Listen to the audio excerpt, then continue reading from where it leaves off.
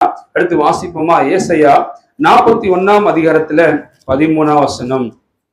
ஏசாயா 41:13. உன் தேவனாய் இருக்கிற கர்த்தராகிய நான் உன் வலது கையை பிடித்து பயப்படாதே நான் உனக்கு துணை நிற்கிறேன் என்று சொல்லுகிறேன். செய்தி ஒரு தலைப்பு என்னன்னா, பயப்படாதே நான் உனக்கு துணை நிற்கிறேன். இதைத்தான் ஆண்டவர் சொன்னாரு. பயப்படாதப்பா, நான் உனக்கு துணை இருக்கிறேன், உன் கையை நான் பிடிச்சிருக்கிறேன், நீ ஏன் பயப்படுற? நீங்களும் கூட அநேக காயில குறிச்சு பயந்து கொண்டிருக்கலாம். இந்த வியாதியிலேயே செத்து போயிடணும், நல்ல பசிக்கு சாப்பிட முடியல, இந்த கடன் என் வாழ்க்கையில என்னை அழிச்சிடுமோ, என்னுடைய ஆசீர்வாதம் எனக்கு வராமே இப்படியே வாழ்க்கை இருந்துருமோ அப்படின்னு சொல்லி அநேக காயில குறிச்சு நீங்க பயப்படலாம். சொல்றாரு, பயப்படாதே நான் உனக்கு துணை நிற்கிறேன்னு சொல்லி. ஏன்னா நம்ம வலது கையை யார் பிடிச்சிருக்கிறா? கர்த்தர் பிடிச்சிருக்கிறார். அல்லேலூயா. அதே எனக்கு துணையா இருக்கிற கர்த்தர் தான் உங்களுக்கு துணையா இருக்கிறார். அதே நீங்க எடுத்து பாருங்களே, ஆதியாகமம் 15 அதிகாரத்துல 1 வசனம். ஆதியாகமம் 15:1.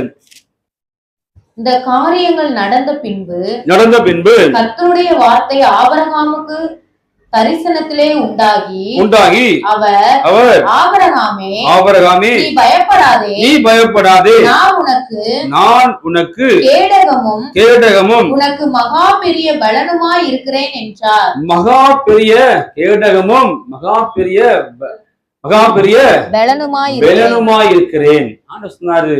அது வசனம் எல்லாம் என்று சொன்னதான் மத்தியில ஆண்டவர் பேசுறார். நான் உனக்கு கேடகமா இருக்கிறேன்பா, மகா பெரிய பலனுமா இருக்கிறேன் அப்படின்னு சொன்னாரு. நான் உனக்கு மகா பெரிய கேடகமும் மகா பெரிய பலனுமா இருக்கிறேன்னு ஆண்டவர் சொன்னார். ஒருவேளைக்கு உங்களுக்கு ஆண்டவர் உங்க வாழ்க்கையில எத்தனையோ பயப்படக்கூடிய காரியத்துல அவர் நமக்கு கேடகமா இருக்கிறார், பெரிய பலனா நமக்கு இருக்கிறார். அவர் இருக்கிற வரைக்கும் நம்ம எதை குறிச்சும் பயப்பட தேவையில்லை. நமக்கு துணையா அவர் இருக்கிற வரைக்கும் தேவைப்படுகளே, எதை குறிச்சு நம்ம பயப்பட தேவையில்லை. நமக்கு இயேசு துணையா இருக்கிறார். எங்க போனாலும் அவர் கூட வராரு, ஒரு ஹாஸ்பிட்டல் போனாலும் கூட வராரு, ஒரு வேலை பார்க்குற இடத்துல எனக்கு துணையா இருக்கிறாரு, நான் எனக்கு ஒன்றும் தெரியாத இடத்துல அவர் துணையா இருந்து நான் பயப்படக்கூடிய காரியத்துல எனக்கு பெரிய கேடகமா பெரிய பலனுமா அவர் இருக்கிறார்.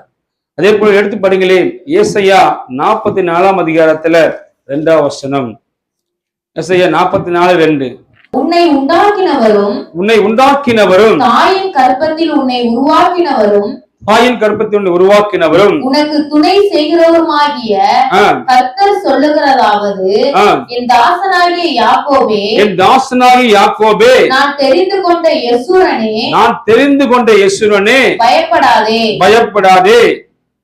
கவனிங்க, ஆண்டு சொல்றாரு, அவர் தெரிந்து கொண்ட யெசூரன் நீங்கள் நான். நம்ம எதை குறிச்சும் பயப்படக்கூடாது, இதை குறிச்சும் பயப்படவே கூடாது. நம்ம பயமுறுத்துற மாதிரியான வியாதிகள் வரும், பிரச்சனைகள் வரும், சில திடீர் எதிர்பாராத சில சூழ்நிலைகள் வரும். அப்ப ஆண்டவர் என்னை தெரிந்து கொண்டவர், என்னை தாயின் கருவிலேயே உருவாக்குனவர், என்னை பேர் சொல்லி அழைத்தவர்.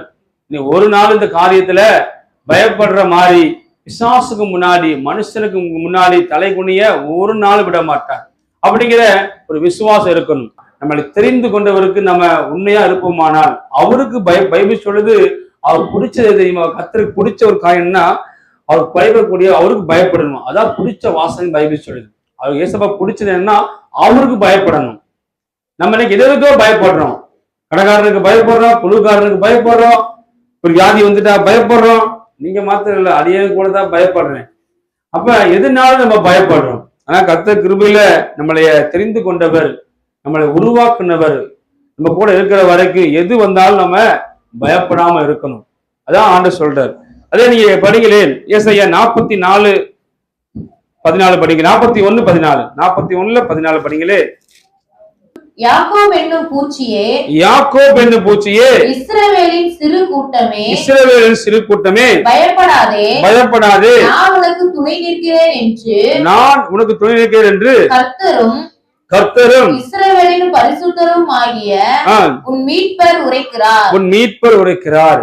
அப்ப நம்ம கூட அவர் எப்பவுமே இருக்கிறாரு. நீங்க என்ன காரியம் செய்தாலும் சரி, நீங்க என்ன காரியம் நீங்க பண்ணாலும் சரி, அவர் நம்ம கூடயே இருக்கிறார், பார்த்துட்டே இருக்கிறார். நம்ம என்னென்ன காரியம் செய்யறோம், கர்த்தருக்கு பிரியமான காரியம் செய்யறோமா, பிரியமில்லாத காரியம் செய்யறோமா, அது எல்லாத்தையும் பார்த்துக்கிட்டு இருக்கிறார். அவர் பைபிள் சொல்ல ஒரு கண்கள் பூமி எங்கும் உலாவிட்டு இருக்குது. நம்ம அவருக்கு பயப்படணும், அவருக்கு பயப்படணும். இந்த பிசாசுக்கும் மனுஷனுக்கும் சூழ்நிலைக்கு நம்ம ஒரு நாளும் பயப்படக்கூடாது. என்னை உருவாக்குறவருக்கு எப்பவுமே ஒரு பயம் இருக்கணும். இன்னைக்கு நிறைய மனிதர்கள் பார்த்தீங்கன்னா ஒரு ஆதாயத்துக்காக மனுஷனுக்கு பயந்து, ஆமா அந்த மனுஷனுக்காக அந்த மனுஷனுக்கு பின்னாடி போவாங்க. அப்ப அந்த அவங்களோட வாழ்க்கையில எல்லாமே, வாழ்க்கையில எது வந்தாலும் அது நிலையா இருக்காது, நிலைச்சு அவங்களுக்கு ஆஸ்வாதமா இருக்காது. அந்த மாதிரி மனுஷனுக்கு பயப்படக்கூடிய பயம் கண்ணியை வருவிக்குமா. நம்ம மனுஷனுக்கு பயந்தோம் அப்படின்னா நமக்கு கண்ணியை வருவிச்சிடும். நம்ம கர்த்தருக்கு மட்டும்தான் பயப்படணும். நீங்க அநேகர் பார்த்தீங்கன்னா அநேக சூழ்நிலைக்கு பயப்படுறோம், அநேக பிரச்சனைக்கு பயப்படுறோம். நம்ம கர்த்தருக்கு மட்டும்தான் பயப்படணும். அதே மத்தேயு சுவிசேஷம் 10ஆம் அதிகாரத்துல 30-31 வசனம் படிகளே. மத்தேயு சுவிசேஷம் 10ஆம் அதிகாரத்துல 30-31. உங்கள் தலையில் உள்ள மயிரெல்லாம் எண்ணப்பட்டிருக்கிறது. ஆதலால் பயப்படாதிருங்கள். அநேகம் அடைக்கலான் குருவிகளை பார்க்கிலும் நீங்கள் விசேஷித்தவர்களாய் இருக்கிறீர்களே. நீ சொல்லணும், நான் ஆண்டவரால் படைக்கப்பட்ட பிள்ளை, நான் விசேஷமான பிள்ளை. ஏன்னா என் தலையிலுக்குள்ள முடி எல்லாத்தையும் எண்ணி வச்சிருக்கிறாரு, நான் அவருக்கு மட்டும்தான் பயப்படுவேன் அப்படிங்கிற இந்த வைராக்கிய விசுவாசம் நமக்கு இருக்கணும் எப்பவுமே. என்ன உருவாக்குனவர், என்ன உண்டாக்குனவர், அவருக்கு மட்டும்தான் பயப்படுவேன். இந்த வியாதிக்கு பயப்பட மாட்டேன், இந்த நெருக்கமான சூழ்நிலைக்கு பயப்பட மாட்டேன். நீங்க பார்த்தீங்கன்னா பிசாசு மனுஷனை எப்படியாவது பயமுறுத்தணும், எதையா வகையில பயமுறுத்தி அவன் நோகடிச்சு இயேசு விட்டு பிரிக்கணும். அதுதான் பிசாசோடைய வேலையே. ஏதோ ஒரு காரியத்துக்காக பிசாசு வந்து பயமுறுத்திட்டே இருப்பான், எந்த ஒரு காரியத்தை குறிச்சாலும். அப்ப நம்ம வாயிலிருந்து அவிசுவாசமான வார்த்தையை கொண்டு வந்துடுவான். கடன் வந்துடும், கடன் வந்தோடனே ஐயோ கடன் வந்துருச்சே, 4 பேர் கேட்பாங்களே, 4 பேர் பேசுவாங்களே, நம்ம கடன் கட்ட முடியல, நம்ம என்ன செய்யணும் சொல்லிப்போட்டு சில பார்த்தீங்கன்னா மறைச்சு போயிடுவாங்க. நம்ம பூமியில இனிமேல் வாழ்ந்தது போதும், செத்து போயிடலாம் அப்படிங்கிற எண்ணம் வந்து ஒரு சிலருக்கு. அது ஒரு சின்ன கடன் தான், நம்ம சரீரத்தையே அழிக்கிற அளவுக்கு நம்ம கொண்டு போயிடுவோம். சரி பார்த்தீங்கன்னா தன்னுடைய கடன் வாங்கிட்டோம் அப்படின்னா அந்த வாங்கினால பேசுவாங்க, இம்மா கடன் வாங்கினியாமா, உனக்கு அறிவு இல்லையாமா, அப்படியா பேசும் பொழுது அந்த மனுஷன் பேசின வார்த்தை தாங்க முடியாம சிலர் பார்த்து செத்து போயிடுவாங்க. அப்படியேதான் சிலர் பார்த்திருக்கேன் நான். அப்ப மனுஷனுடைய நாவுக்கு பயப்படுறாங்க, மனுஷனுடைய வார்த்தைக்கு பயப்படுறாங்க. கடன் வாங்கிட்டா கடன்காரன் வந்து பேசுவானேன்னு கடன்காரனுக்கு பயப்படுறாங்க. ஆனா கர்த்தருக்கு பயப்படக்கூடிய பயம் இன்னைக்கு அநேகருக்குள்ள இல்லை. அதனாலதான் நீங்க போய் இவ்வளவு காரியத்தை சிக்கிக் கொள்றீங்க. என்ன அழைச்சவருக்கு பயந்து பாருங்களே, உருவாக்குறதுக்கு பயந்து பாருங்களே, தலையில முடியல எண்ணி வச்சிருக்கா தெரியுமா, அவருக்கு பயந்து பாருங்களே. உங்க வாழ்க்கையில எதுக்குமே பயப்பட மாட்டீங்க, எந்த காரியத்துக்கும் பயப்படுற மாதிரி இருக்கவே மாட்டீங்க. சிலர் பாத்தீங்கன்னா ஒண்ணுமே இருக்காது, ஆனா அவங்க எதை குறிச்சு பயப்படவே, நாளை தினத்துல அடுத்த வேலைக்கு சாப்பாடே இருக்காது, ஆனா அவங்க பார்த்தீங்கன்னா விசுவாசமா இருப்பாங்க. கர்த்தர் தருவார், கர்த்தர் கொடுப்பார், கர்த்தர் சந்திப்பார் அப்படிங்கிற ஒரு விசுவாசம் அவங்களுக்கு இருக்கும். அப்ப இன்னைக்கு அநேக காரியத்தை குறிச்சு பயந்து பயந்து பயந்து பயந்து ஓடிட்டே இருக்கிறோம். நீங்க பயப்படாம நீ கர்த்தருக்கு மட்டும் பயந்து பாருங்களேன், நீங்க உங்க வாழ்க்கையே மேன்மையா கர்த்தர் வச்சிருவார். இந்த காலையில இந்த உணவு வெறும் தட்டு தான் இருந்துச்சு, இந்த குழந்தை கண்ணீரோடு ஜெபிச்சாங்க, இந்த ஊழியக்காரர் ஜெபிச்சாரு, காலையில பண்ணும் இந்த பாலை கர்த்தர் கொடுத்தார். நீ நம்ம எதுக்கோ பயந்துகிட்டு இருக்கிறோம், எதையோ பயப்படுறோம். எனக்கு இந்த டாக்டர் ஆண்டவரே கிட்னில பிரச்சனை இருக்குமா, அது இருக்குமா, இது இருக்குமா, அப்படியா இப்படியா பயந்துகிட்டே போறேன் நான். அப்பதான் ஆண்டவர் ஹாஸ்பிட்டல்ல முடிச்சு வெளியே வரும்போது சொன்னார், பயப்படாது, நான் உனக்கு துணை நிற்கிறேன்னு சொல்லிட்டு. நம்ம வாழ்க்கையில அவர் மட்டும் துணையா இருந்துட்டா தேவைப்படுங்களே, நம்ம எதுக்கும் பயப்படவே தேவையில்லை. எதுக்குமே நம்ம பயப்படணும் ஒரு நாள் தேவையே இல்லை. அதே போல எடுத்து படிங்களே பார்ப்போம். சங்கீதம் 91ஆம் சங்கீதம் 7ஆம் வசனம். சங்கீதம் 91:7. உன் பக்கத்தில் 1000 பேரும் உன் வலது புறத்தில் 10,000 பேரும் விழுந்தாலும் அது உன்னை அணுகாது. அல்லேலூயா. அது உன்னை அணுகாது. இந்த ஹாஸ்பிட்டல் அப்படியே கடந்து வந்துட்டே இருக்கிறேன், நான் ஆண்டவருக்கு நன்றி சொல்லிட்டே வந்துட்டே இருக்கிறேன். உன் பக்கத்தில் 1000 பேரும் உன் வலது புறத்தில் 10,000 பேரும் விழுந்தாலும் அது உன்னை அணுகாது. யாருக்கு அணுகல, யாருக்கு அணுகாம கர்த்தர் பாதுகாத்தார். நிறைய பேர் பாத்தீங்கன்னா நிறைய காரியங்கள் நம்ம வாழ்க்கையை அணுகி வந்துடுமோ, நிறைய காரியங்கள் நெருங்கி வந்துடுமோ, இதனால நம்ம அப்படியே முடிஞ்சு போயிடுவோமோ, அப்படியெல்லாம் சில காரியம் குறிச்சு பயந்துட்டு இருக்கிறீங்க. ஆனா ஆண்டவர் பாத்தீங்கன்னா அப்படி அணுகாதபடி கர்த்தர் பாதுகாப்பார். ஏன்னா அவர் நமக்கு துணை நிற்கிறார். அடுத்து படிங்க 2 ராஜாக்கள் 6ஆம் அதிகாரத்துல 8ல இருந்து படிங்களே. 2 ராஜாக்கள் 6ஆம் அதிகாரத்துல 8ல இருந்து படிங்க பார்ப்போம். அக்காலத்தில் சீரியாவின் ராஜா இஸ்ரவேலுக்கு விரோதமாய், கவனிங்க, சீரியாவின் ராஜா இஸ்ரவேலுக்கு விரோதமாய் யுத்தம் பண்ணி இன்னென்ன ஸ்தலத்திலே பாளையம் இறங்குவேன் என்று தன் ஊழியக்காரோட ஆலோசனை பண்ணினான். கவனிங்க, சீரியாவின் ராஜா இஸ்ரவேலுக்கு விரோதமாய் யுத்தம் பண்ணுவதற்கு சில திட்டங்களை தீட்டார். அப்ப தன்னுடைய அரண்மனையில ஆலோசனைக்காரோடு சேர்ந்து இந்த மாதிரி இஸ்ரவேலை போய் யுத்தம் பண்ணணும், அவங்களை அழிக்கணும் அப்படின்னு சொல்லி திட்டம் பண்றார். பிசாசும் கூட நம்மளை அழிக்க வேண்டும், எப்படியாவது அழிச்சிடணும் அப்படின்னு சொல்லி நம்மளை அழிப்பதற்கு அநேக திட்டங்களை தீட்டலாம் வாழ்க்கையில. பார்த்து யோபு வாழ்க்கையில திட்டங்களை பிசாசு தீட்டுனான். கர்த்தரே போய் பர்மிஷன் கேட்டான். ஆனா எல்லாத்தையும் யோபு இழந்தான். ஆனா இயேசுமே வைத்திருக்கிற வைராக்கியத்தை இழக்கல, விசுவாசத்தை இழக்கல. அந்த காரியத்தை குறித்து பயப்படவே இல்லை. பிள்ளைங்க எல்லாம் போச்சு, அவங்க இருந்த ஆடு மாடுகள் எல்லாம் போச்சு, அது கூட இருந்த கடைசியில் இருந்த மனைவியும் போயிட்டா. ஆனாலும் கூட தன் விசுவாசத்தை விட்டு விலகவே இல்லை, தன் சூழ்நிலையை குறித்து பயப்படவே இல்லை. அந்த ஒரு வைராக்கியம் உங்களுக்கு எனக்கு வேணும். பிசாசு அநேக திட்டங்கள் தீர்க்கலாம், இவங்க கடனையே கொடுக்கலாம், இவங்க வியாதியவே கொடுக்கலாம், இவங்க நெருக்கடியே உண்டாக்கிட்டே இருக்கலாம், மாறி மாறி பிரச்சனை உண்டாக்கிட்டே இருக்கலாம். இவங்க சோர்ந்து போயிடுவாங்க, பயந்து போயிடுவாங்க, உடஞ்சு போயிடுவாங்கன்னு சொல்லிட்டு. ஆனா பிசாசு அநேக திட்டங்கள் தீட்டினாலும் கூட நீங்க கர்த்தருக்கு மட்டும்தான் பயப்படணும், சூழ்நிலைக்கு பயப்படவே கூடாது. படிங்கம்மா. ஆகிலும் தேவனுடைய மனுஷன் இஸ்ரவேலின் ராஜாவிடத்தில் ஆள் அனுப்பி இந்த இடத்திற்கு போகாதபடிக்கு எச்சரிக்கையாயிரும், சீரியர் அங்கே இறங்குவார்கள் என்று சொல்ல சொன்னான். யார் சொல்ல சொன்னா? எலிசா. யார் தேவ மனுஷன் பேர் என்ன? எலிசா. அப்ப எலிசாவுக்கு ஆண்டவர் வெளிப்படுத்துறார், இந்த மாதிரி சீரியாவின் ராஜா இஸ்ரவேலுக்கு விரோதமா படையெடுத்து வராரு, அதனால இன்னொன்னு இடத்த வழியா வராங்க, நீங்க அந்த இடத்துல ரொம்ப எச்சரிப்போடு கூட இருங்கன்னு சொல்லி ஆள் அனுப்பி சொல்றார் இஸ்ரவேல் ராஜாட்ட. அப்பொழுது இஸ்ரவேலின் ராஜா தேவனுடைய மனுஷன் தன்னை எச்சரித்து தனக்கு குறித்து சொன்ன ஸ்தலத்திற்கு மனுஷரை அனுப்பி பார்த்து எச்சரிக்கையா இருந்து இப்படி அநேக தரம் தன்னை காத்து கொண்டான். கவனி, ஒரு முறை 2 முறை இல்ல, அநேக தரம் தன்னை காத்து கொண்டான். தேவ மனுஷனிடத்தை கர்த்தர் சொல்லும் பொழுது கர்த்தருடைய வார்த்தைய இஸ்ரவேல் ராஜா கேட்டு ஆள் அனுப்பி அந்த வழியா தான் வராங்கன்னு சொல்லி பல முறை திட்டாங்க. ஆனா ஒரு முறை கூட அவங்க தொட முடியாதபடி கர்த்தர் பாதுகாக்கிறார். இந்த காரியத்தின் நிமித்தம் சீரியா ராஜாவின் இருதயம் குழம்பி அவன் தன் ஊழியக்காரை அழைத்து, நம்முடையவர்களில் இஸ்ரவேலின் ராஜாவுக்கு உளவாளியா இருக்கிறவன் யார் என்று நீங்கள் எனக்கு அறிவிக்க மாட்டீர்களா என்று கேட்டார். கவனிங்க, சீரியா ராஜாவுக்கு புரியல, நாங்க தீரக்கூடிய திட்டங்கள் எப்படி இஸ்ரவேலுக்கு போய் சேருது, யார் சொல்றா? பல முறை பாத்தீங்கன்னா திட்டங்களை தீட்டுறேன், ஆனா ஒரு முறை கூட அவங்க போய் ஜெயிக்க முடியல, நெருங்க முடியல, நான் பண்ணக்கூடிய இந்த ஆலோசனை எப்படி அவங்களுக்கு போய் தெரியுது அப்படின்னு சொல்லி அவன் இருதயம் ரொம்ப குழம்பிருச்சு. அப்ப நம்மள யார் சொல்றான்னு சொல்லி அவன் கேட்கிறாப்புல. அப்பொழுது அவன் ஊழியக்காரில் ஒருவன் அப்படி இல்லை என் ஆண்டவனாகிய ராஜாவே, நீர் உம்முடைய பள்ளி அறையிலே பேசுகிற வார்த்தைகளையும் இஸ்ரவேலில் இருக்கிற தீர்க்கதரிசியாகிய எலிசா இஸ்ரவேலின் ராஜாவுக்கு அறிவிப்பான் என்றான். கவனிங்க, அது சொல்றான், நீங்க என்ன ஆலோசனை பண்றீங்க, என்ன பேசுறீங்கிறத தேவன் பாத்தீங்கன்னா இஸ்ரவேல்ல பெரிய ஒரு தேவ ஊழியர் இருக்கிறாரு எலிசா, அவருக்கு ஆண்டு வெளிப்படுத்திடுவார், அவருதான் போய் சொல்றாரு அப்படின்னு சொல்றாப்புல. அப்பொழுது அவன் நான் மனுஷனை அனுப்பி அவனை பிடிக்கும்படி நீங்கள் போய் அவன் எங்கே இருக்கிறான் என்று பாருங்கள் என்றான். அவன் தோதானில் இருக்கிறான் என்று அவனுக்கு அறிவிக்கப்பட்டது.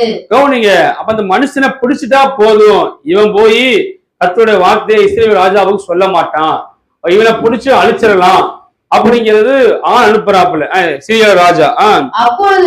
அப்பொழுது அவன் அங்கே குதிரைகளையும் ரதங்களையும் பலத்த ராணுவத்தையும் அனுப்பினான். கவனிங்க, ஒரு மனுஷனை பிடிப்பதற்கு, கவனிங்க, அந்த ஒரு மனுஷனுக்குள்ள ஆண்டவர் இருக்கிறார். இன்னைக்கு உங்களுக்குள்ள கர்த்தர் இருக்கிறார். நீங்க ஒருத்தர் போதும் தேவைப்படும் உங்களுடைய குடும்பத்தையும் அசைக்க முடியும், நீ இருக்கக்கூடிய பகுதியை அசைக்க முடியும். இப்ப நம்ம இன்னைக்கு தேவனுக்கு பயப்படாம இது எதுக்கோ பயந்துகிட்டு எங்கெங்கயோ ஓடிக்கிட்டு இருக்கிறோம். பணம் சம்பாதிக்க எங்கெங்கயோ ஓடுறோம், ஆசீர்வாதத்துக்காக ஓடுறோம். நம்ம மேல ஒரு பெரிய தேவ திட்டமே கர்த்தர் வைத்திருக்கிறார். நம்ம கர்த்தருக்கு மட்டும் பயந்தோம் அப்படின்னா எந்த மனுஷனும் பயப்பட தேவையில்லை. பாருங்க, கர்த்தர் சொல்லக்கூடிய வார்த்தைய இஸ்ரவேல் ராஜாவுக்கு எலிசா சொல்றாப்புல. இப்ப எலிசா ஒரு பிடிப்பதற்கு குதிரைகளும் ராணுவ வீரர்களும் திரளாய் கடந்து வராங்க. அவர்கள் ராக்காலத்திலே வந்து பட்டணத்தை வளைந்து கொண்டார்கள்.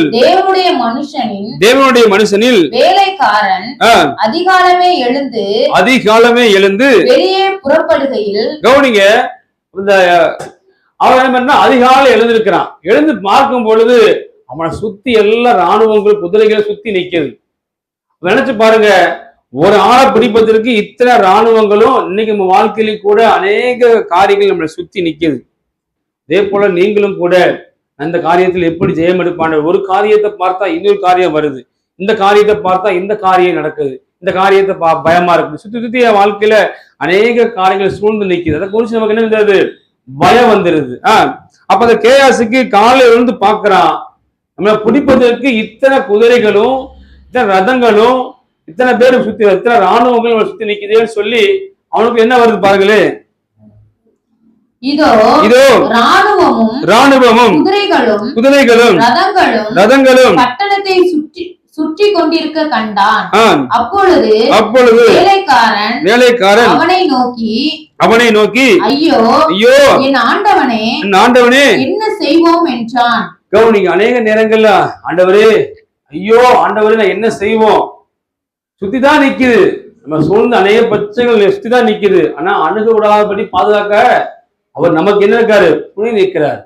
நம்ம பண்ணவே புரிய மாட்டேங்குது. வியாதி இருக்குது, இந்த வியாதியில நான் மறைக்கல. பலவீனம் இருக்குது, எங்க பலப்படுத்த ஒருத்தர் இருக்கிறாரு. நிறைய கடன் இருக்குது, அந்த கடன்ல நான் செத்து போகல.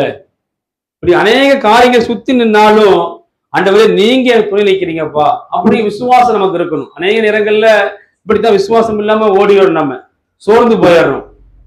நான் அநேக நேரங்கள்ல அப்படி சோர்ந்து போறது காரணம் சுத்தி இருக்கக்கூடிய பிரச்சனையை கண்ணார பாக்குறோமா, அதை பார்த்து சோர்ந்து போயிடுறோம்.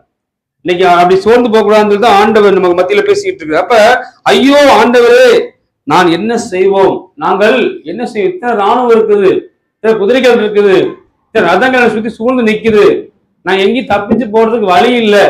நீங்கள் நினைக்கிற அப்படித்தான் அநேக காரியங்கள் சூழ்ந்து நிற்கும் பொழுது தப்பித்து போவதற்கு வழியே இல்லையே.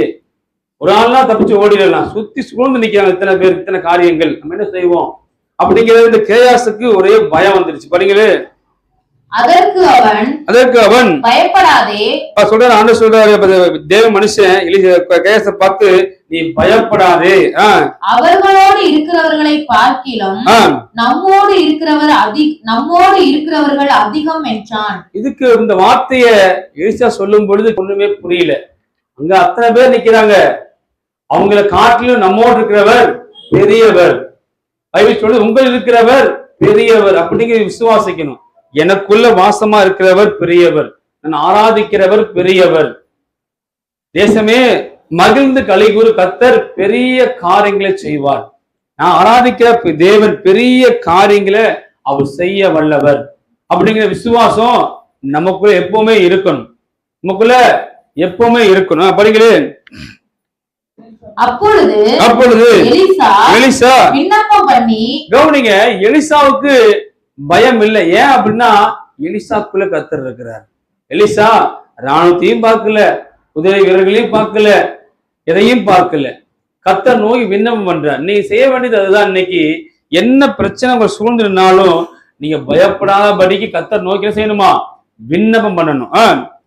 கர்த்தாவே இவன் பார்க்கும்படி இவன் கண்களை திறந்தருளும் என்றான். கவனிங்க, எலிசா சூழ்நிலை கண்டு ஆண்டவரை காப்பாத்தணும்னு சொல்லி ஜெபம் பண்ணல. நல்ல அழகான எலிசாவோட ஜெபம். ஆண்டவரே இத்தனை ராணுவம் இருக்குது, குதிரை வீரர்களுக்கு எத்தனை பேர் சூழ்ந்துட்டாங்க, ஆண்டவரே என்னை எப்படியாவது காப்பாத்துங்க ஆண்டவரேன்னு சொல்லி கதறல. ஆண்டவர் இவனுடைய கண்கள் திறக்கும்படி அப்பதான் எலிசா ஜெபம் பண்றார். ஆண்டு எனக்குள்ள இங்க சுத்தி நீங்க நிக்கிறீங்க அப்படிங்கிறது எனக்கு விசுவாசம் இருக்கு ஆண்டவரு. என்னுடைய வேலைக்காரனுடைய கண்கள் திறக்கணும் ஆண்டவரேன்னு சொல்லி ஜெபம் பண்றாரு. உடனே கர்த்தர் அந்த வேலைக்காரன் கண்களை திறந்தார். இதோ எலிசாவை சுற்றிலும் அக்கினிமயமான குதிரைகளாலும் அந்த மலை நிறைந்திருக்கிறதை அவன் கண்டான். கவனிங்க, உடனே ஆண்டவர் அவனுடைய வேலைக்காரனுடைய கண்ணை ஆண்டவர் திறக்கிறார். ஆவிக்குரிய கண்ணை பார்த்து இன்னைக்கு நமக்கு நம்மளுடைய சொந்த கண்ணால சில காரியங்களை பார்க்கிறோம். பார்த்தா நம்ம சோர்ந்து போறோம். நம்முடைய ஆவிக்குரிய கண்கள் திறக்கப்படணும். நம்முடைய ஆவிக்குரிய கண்கள் அது தேவனால மட்டும்தான் திறக்க முடியும். நம்ம சொந்த கண்களால பார்க்கக்கூடிய சில காரியங்கள் நமக்கு பயத்தை தான் உண்டாக்கும். நமக்கு ஒரு வியாதி வந்துச்சு அப்படின்னா அந்த வியாதி நம்ம இந்த வியாதினால இதே மாதிரி வியாதி வந்து அவங்க மறைச்சு போனாங்க, நம்மளும் அப்படி மறைச்சு போயிடுவோம். இப்படி பல காரியங்கள் நம்ம கண்ணால பாக்குறோமா, நம்முடைய ஆவிக்குரிய கண்கள் திறக்கப்படணும். அப்ப நீங்க அதுக்கு என்ன செய்யணும் அப்படின்னா கர்த்தர் சமூகத்துல விண்ணப்பம் பண்ணணும்.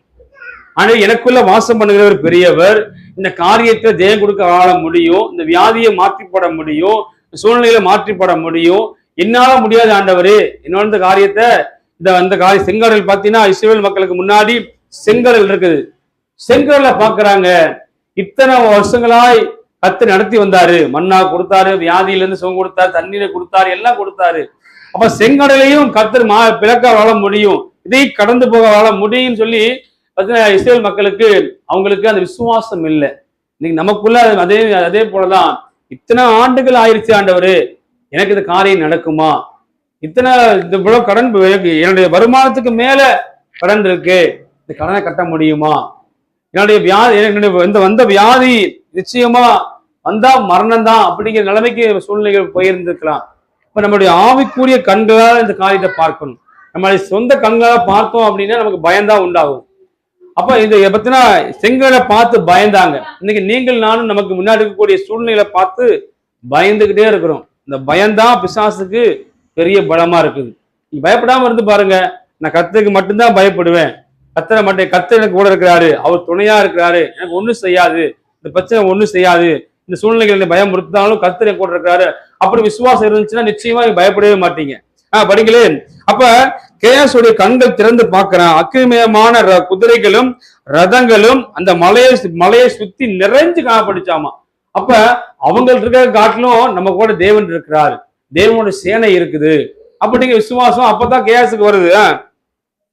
அவர்கள் அவனிடத்தில் வருகையில் எலிசா கர்த்தரை நோக்கி விண்ணப்பம் பண்ணி இந்த ஜனங்களுக்கு கண் மயக்கம் உண்டாகும்படி செய்யும் என்றான். எலிசாவுடைய வார்த்தையின்படியே அவர்களுக்கு கண் மயக்கம் உண்டாகும்படி செய்தார். எப்படி பாருங்க, கவனி தேவைப்படல. எலிசா 2 முறை விண்ணப்பம் பண்றாரு, 2 காரியத்தை பண்றாரு. சுத்தி நம்ம சூழ்ந்து நிக்கிறாங்க. பிசாசு பாத்தீங்கன்னா நம்ம வாழ்க்கையில சுத்தி சூழ்ந்து நிக்குது. எலிசாவை சுத்தி இத்தனை பேர் நிக்கிறாங்க. எலிசா 2 ஜெபம் பண்ற, 2 விண்ணப்பம் பண்ற. முதல் விண்ணப்பம் தான் கூட கர்த்தர் இருக்கிறாங்கிறத இந்த கூட இருக்கக்கூடிய வேலைக்கான உணரணும். அப்ப அதை உணரணும்னு சொல்லி அவன் கண்ணை திறக்கணும்னு சொல்லி ஜெபம் பண்றாரு. ஆவிக்குரிய கண்கள் திறக்கப்படுது. 2வது ஜெபம் பண்றாரு, ஆண்டவரே இவங்களுடைய அவன் விண்ணப்ப படிங்களே 18 படிங்களேன். அவர்கள் அவனிடத்தில் வருகையில் எலிசா கர்த்தரை நோக்கி விண்ணப்பம் பண்ணி இந்த ஜனங்களுக்கு கண் மயக்கம் உண்டாகும்படி செய்யும் என்றார். கவுனி, கண் மயக்கம் உண்டாகும்படி செய்யும் என்றார். கண் மயக்கம்னா நிக்கிறது யாருன்னு தெரியாதபடிக்கு ஒரு கண்ணுல ஒரு மயக்கத்தை உண்டாகும்படி ஜெபம் பண்றாரு. எலிசாவுடைய வார்த்தையின்படியே கவுனிங்க, எலிசா ஜெபிச்சோன்னு இது எப்படி நடக்குது சொல்லுங்க பாப்போம். எலிசா இந்த விண்ணப்பம் பண்ணும் பொழுது எப்படி நடக்குது? ஏன்னா எலிசாக்குள்ள ஒரு விசுவாசம். இந்த சுத்தி நிற்கக்கூடிய படைகளுக்கு நான் பயப்பட மாட்டேன், ஏன்னா கர்த்தர் எனக்கு துணையா இருக்கிறாரு. அந்த வைராக்கியம். இன்னைக்கு எலிசாவை போல என் கூட கர்த்தர் இருக்கிறாரு. சுத்தி பிரச்சனைகள் வரட்டுமே, போராட்டங்கள் வரட்டுமே, சூழ்நிலைகள் நெருக்கட்டுமே, என் கூட கர்த்தர் துணையா நிக்கிற வரைக்கும் என்னைய ஒன்னும் அணுகாது. கஷ்டம் சொல்லுது, அவ அனுமதி இல்லாம ஒரு முடி கூட தலையில கீழே விழாதாமா. பாருங்க, ஒரு அவரோட அனுமதி இல்லாம ஒரு முடி கூட கீழே விழாதுன்னு பைபிள் சொல்லுது. அப்ப நம்ம அவ கூட துணையா இருக்கிறாருன்னு சொல்லி எலிசாவுக்குள்ள வைராக்கியம். இந்த ராணுவம் இருக்கட்டும், குதிரை இருக்கட்டும், இவ்வளவு பேர் சூழ்ந்து நிக்கட்டும், எனக்கு பயம் இல்லை, என் கூட கர்த்தர் இருக்கிறாரு, அவர் கூட துணையா இருக்கிறாரு அப்படிங்க நீங்க என்னைக்கு நீங்க நினைக்கிறீங்களோ அப்பதான் உங்க பிரச்சனை உங்களை மேற்கொள்ளாதபடி கர்த்தர் பாதுகாப்பார். ஐயோ கடன் வந்துருச்சு, சம்பாதிக்க எங்கேயா ஓடணும், இந்த வியாதி வந்துருச்சு ஹாஸ்பிட்டல் போகணும், இப்படி சூழ்நிலை வந்துருச்சு எங்கேயா ஓடணும், பார்க்க சமாளிக்கணும், இப்படி நீங்க பயந்து பயந்து பயந்து பயந்து ஓடிட்டு இருக்கிறதுனாலதான் உங்களை ஒவ்வொரு நாளும் பிசாசு உங்களை தொடர்ந்துகிட்டே வருது. என் கூட கர்த்தர் இருக்கான்னு சொல்லி ஜெபிச்சுப்பாங்களே, உங்களை அது கிட்ட வந்தாலும் நீங்க பயப்பட மாட்டீங்க. படிங்களே. எலிசாவுடைய வார்த்தையின்படியே அவர்களுக்கு கண் மயக்கம் உண்டாகும்படி செய்தார். இதே போல தேவ பிள்ளைகளே, கர்த்தருடைய வசன வார்த்தை இருந்தா போதும். கர்த்தருடைய வசன வார்த்தை நம்மளைய பாதுகாக்குது. அப்ப எலிசாக்குள்ள இருந்த வைராக்கியம் என்ன அப்படின்னா, இந்த படைகளை ஒண்ணும் செய்யாது, என் கர்த்தர் எனக்கு துணையா இருக்கிறாரு, இந்த ராணுவங்களும் இந்த குதிரை வீரர்களும் படைகள் இந்த வீரர்களை நீ ஒண்ணும் செய்ய முடியாதுங்கிற வைராக்கியம் எலிசாக்குள்ள இருந்துச்சு. நீ நமக்கு வைராக்கியம் இல்லாதனாலதான் நிறைய காய்ந்து குடிச்சு பயந்துகிட்டே இருக்கிறோம் நம்ம. படிமா. அப்பொழுது எலிசா அவர்களை நோக்கி இது வழி அல்ல, இது பட்டணமும் அல்ல, என் பிறகே வாருங்கள். கவனிங்க, அந்த படை சீரிய படைகளை பார்த்து சொல்ற, அவங்க கண்ணு தெரியல, கண்ணெல்லாம் மயக்கம் வந்துருச்சு. நீங்க வந்திருக்கிறது வழி இல்லப்பா, நீ தேடி வரக்கூடிய வழி இது இல்ல, நீ தேடி வந்த பாதை இது கிடையாது, என் பின்னாடியே வாங்க அப்படின்னு சொல்றாரு. நீங்கள் தேடுகிற மனுஷரிடத்தில் நான் உங்களை வழி நடத்துவேன் என்று சொல்லி அவர்களை சமாரியாவுக்கு அழைத்து கொண்டு போனான். கவுனிங்க, அவன் தேடக்கூடிய மனுஷனே வந்தான். அல்லேலூயா. இப்ப யார் தேடி வந்தாங்களோ இந்த மனுஷனே இவங்க, ஏன்னா கண்ணு மயக்கம் வந்துருச்சு. அவன் தேடி வந்தவங்கள தேடி வந்து இவங்க தான் அவங்களுக்கு தெரியல. நீ தேடக்கூடிய மனுஷனுக்கு கூட்டிட்டு போற, பின்னாடியே வாங்கன்னு சொல்லி எலிசா கூட்டிட்டு போற அத்தனை பேர் படைகளையும். அவர்கள் சமாரியாவில் வந்தபோது எலிசா கர்த்தாவே இவர்கள் பார்க்கும்படிக்கு இவர்கள் கண்களை திறந்தருளும் என்றான். கவனிங்க, 3 முறை எலிசாவுடைய விண்ணப்பம் பாருங்க. இந்த முறை தன்னோட வேலைக்கா கண்ணு திறக்கணும்னு ஜெபம் பண்றாரு. அதுக்கு அடுத்து இவங்க கண்ணு மயக்கம் அடையணும்னு ஜெபம் பண்றாரு. 3ஆம் முறை ஜெபம் பண்றாரு, இவங்க கண்ணு திறக்கணும்னு சொல்லி. பாருங்க, ஒரு மனுஷனுடைய ஜெபம் கண்ணை திறக்க வைக்குது, கண்ணை மயக்கத்தை உண்டாக்குது, திருப்பி கண்ணை திறக்க வைக்குது. அப்ப அதே தேவதான் நீங்களும் ஆராதிக்கிறோம். அப்ப நம்ம சோதனைக்கு கடனை குறிச்சு ஏன் பயப்படுறீங்க? வியாதியை குறிச்சு ஏன் பயப்படுறீங்க? நெருக்கடியை குறிச்சு ஏன் பயப்படுறீங்க? ஆண்டு சொந்த மாதிரி என்னோட இந்த வார்த்தையில என் கூட வண்டியில வரும்போது ஆண்டு பேசிட்டே வர்றாரு. ஏப்பா பயப்படுற? நான் தான் கூட இருக்கிறேன்ல. வியாதி வந்தா வியாதியில விட்டுருவோம், அவனைய நெருக்கடி வந்தா நெருக்கடியில விட்டுருவோம், அவனை விட மாட்டேன், கை தூக்கி நிறுத்துவதற்கு நான் கூட துணையா இருக்கிறேன், நீ ஏன் பயப்படுற அப்படின்னு ஆண்டவர் சொன்னாரா? பார்க்கும்படிக்கு கர்த்தர் அவர்கள் கண்களை திறக்கும் போது இதோ அவர்கள் சமாரியாவின் நடுவே இருந்தார்கள். இஸ்ரவேல் ராஜா அவர்களை கண்டபோது எலிசாவை பார்த்து என் தகப்பனே, நான் அவர்களை வெட்டி போடலாமா என்று கேட்டான். கவனிங்க, இவங்க தான் உங்களை பிடிக்க வந்தாங்க, உங்க எல்லாத்தையும் வெட்டி போட்டுருவோமான்னு சொல்லி இஸ்ரவேல் ராஜா கேட்கிறாரு. அதற்கு எலிசா, நீர் வெட்ட வேண்டாம், நீர் உம்முடைய பட்டயத்தினாலும் உம்முடைய வில்லினாலும் சிறையாக்கி கொண்டவர்களை வெட்டுகிறீரோ? இவர்கள் புசித்து குடித்து தங்கள் ஆண்டவனிடத்தில் போகும்படிக்கு அப்பமும் தண்ணீரும் அவர்களுக்கு எதிரில் வையும் என்றான். கவுனிங்க, அப்ப வெட்டலாமான்னு சொல்லி இஸ்ரவேல் ராஜா கேட்கும் பொழுது தேவ மனுஷன் சொன்னா, இல்ல அவங்க ஒன்னும் செய்ய வேண்டாம், அவங்களுக்கு அப்பமும் தண்ணீரும் உணவும் கொடுத்து அவங்கள மகிழ்ச்சியோடு கூட அவங்களுடைய தேசத்துக்கே அனுப்பிவிடுன்னு சொல்றாரு. அப்பொழுது அவர்களுக்கு பெரிய விருந்து பண்ணி அவர்கள் புசித்து குடித்த பின்பு அவர்களை அனுப்பிவிட்டான். அவர்கள் ஆண்டவனிடத்தில் போய்விட்டார்கள். சீரியரின் தண்டுகள் இஸ்ரவேல் தேசத்திலே அப்புறம் வரவில்லை. கவனிக்கு, அப்படி யாரும் எழுந்து நிற்போமா? யாரும் எழுந்து நின்று சீரியாவின் ராஜா அப்படி யாரும் எழுந்து நின்று ஆண்டோட சமூகத்துல, ஆண்டவரே, ஒரு தேவ மனுஷனை பிடிப்பதற்கு இத்தனை இராணுவங்களும் அந்த குதிரை வீரர்களும் படைகளும் சூழ்ந்து நின்றுச்சு. ஆண்டவரே, இந்த எலிசா தேவ மனுஷனுக்குள்ள தேவனோட மேல் இருந்த வைராக்கியம், கர்த்தர் எனக்கு துணை நிற்கிறார், பயப்பட மாட்டேன் அப்படிங்கிற வைராக்கியம். ஆண்டவரே, இன்னைக்கு நாங்கள் உயிருள்ள தேவனை ஆராதிக்கிறோம், அவர்தான் நம்புறோம், அவர்தான் விசுவாசிக்கிறோம். நம்ம வாயினால சொல்லுங்க தேவப்பிள்ளைகளே. நம்ம சூழ்ந்து வியாதி நம்ம சூழ்ந்து இருக்கும் பொழுது, சோதரம் நம்மளுடைய பொருளாதாரம் நம்ம சூழ்ந்து நிற்கும் பொழுது, எனக்கு வர வேண்டிய ஆசீர்வாதங்கள் பல வருடமா வராத போது, ஒரு மருத்துவர் என்னை பார்த்து உனக்கு இந்த வியாதி இருக்குமா, இந்த வியாதி உன்னை அப்படியே மேற்கொள்ளிட்டே இருக்குது, நீ வருஷம் முழுக்க மாத்திரை சாப்பிட்டு தான் தீரணும், இந்த வியாதினால உன்னை சரி செய்ய முடியாது, இந்த வியாதி தான் உன் வாழ்க்கை முழுவதும் இப்படியே நீ இருக்க வேண்டியதான் அப்படி மனுஷனுடைய வார்த்தைகள் இன்னைக்கு அநேக காரியத்துக்கு அநேகருடைய நாவலிலிருந்து வரக்கூடிய வார்த்தைகள்னால இன்னைக்கு சுத்தி சுத்தி அநேக பிரச்சனைகள் என்னை பயமுறுத்துவப்பா. இன்னைக்கு பயம் இருப்பதுனால நான் பயந்து போய் ஒட்டங்கி போய் இருக்கிறேன். என்ன செய்வேனே தெரியல. ஐயோ ஆண்டவரே நான் என்ன செய்வோம்னு சொல்லி இன்னைக்கு நீங்கள் நானும் ஐயோ இயேசுவே நான் என்ன செய்வேன் ஆண்டவரே, எல்லாம் வனாந்தரமா இருக்குது ஆண்டு, எல்லாம் சூழ்ந்து நிற்குது ஆண்டவரே. ஒரு பக்கம் தேவைகள் 1000, ஒரு பக்கம் பலவீனங்கள், ஒரு பக்கம் வியாதி, ஒரு பக்கம் ஆண்டவரே சூழ்நிலைகள் எல்லாம் வளர்ந்து நிற்குது ஆண்டவரே. என்ன செய்வோங்க தெரியாத நிலைமையில நான் இன்னைக்கு நிற்கிறேன் ஆண்டவர். வேலைக்கு அப்படி சூழ்நிலையில வந்திருக்கலாம். தேவப்பிள்ளைகளே, நீங்க பயப்பட வேண்டியது கர்த்தருக்கு மட்டும்தான் பயப்படணும். எந்த மனுஷனுக்கோ எந்த பிசாசுக்கோ எந்த சூழ்நிலைக்கோ நீங்கள் பயப்படாதபடி கர்த்தருக்கு மாத்திரம் நீங்க பயப்படணும். எலிசா பண்ண ஜெபம் 3 ஜெபம். அதாவது தன்னுடைய வேலைக்காரருடைய கண்கள் திறக்கணும். அவ கண்கள் ஆவிக்குரிய கண்களை பார்க்கும் பொழுது அவரே அப்ப குதிரைகளும் ரதங்களும் தன்னை சுத்தி அந்த மலை முழுவதும் சூழ்ந்திருக்கிறத கையாசுடைய ஆவிக்குரிய கண்கள் பார்க்க கர்த்தர் எலிசா ஜெபம் பண்ணார். மாத்திரமல்ல, தன்னை தேடி வந்த மனுஷனுடைய கண்கள்ல மயக்கம் உண்டாகும்படி ஜெபித்தார். அதே தேவ மனுஷன் அவன் கண்கள் திறக்கும்படி ஜெபித்தார். தேவப்படைகளே, ஒரு மனுஷனுடைய ஜெபம் இத்தனை காரியங்கள் செய்யுமானால் அவன் எலிசாவுக்குள்ள தேவன் வைராக்கியமா இருக்கிறார், எனக்குள்ள அவர் துணையா இருக்கிறார் அப்படிங்கிற இந்த வைராக்கியத்தினாலதான் கர்த்தர் அந்த மகனுடைய ஜெபத்தை கேட்டார்.